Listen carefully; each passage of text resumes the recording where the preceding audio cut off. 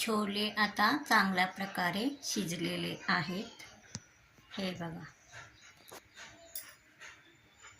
व्यवस्थित छोले अशा प्रकारे शिजवून घेतलेला आहे.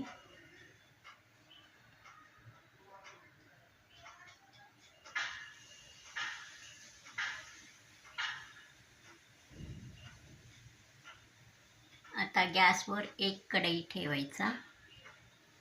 त्यामध्ये 2 दालचीन, 2 वेलायची, 5 लवंग, थोडेसे मिरे, 1 चमचा जिरे, 1 चमचा धणे, 1 मोठी वेलायची,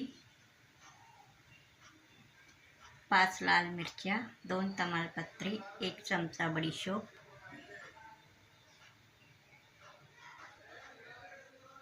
डाळिंब्याच्या बिया सुकलेल्या घ्यायच्या, वाळवून घेतलेले. अशा प्रकारे हा मसाला तयार करून घ्यायचा, छोले मसाला.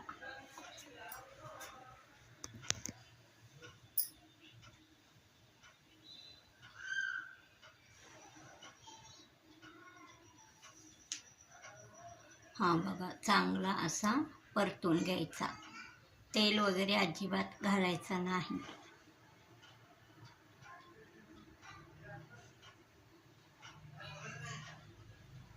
अशा प्रकारे चांगला परतून घ्यायचा, भाजून घ्यायचा.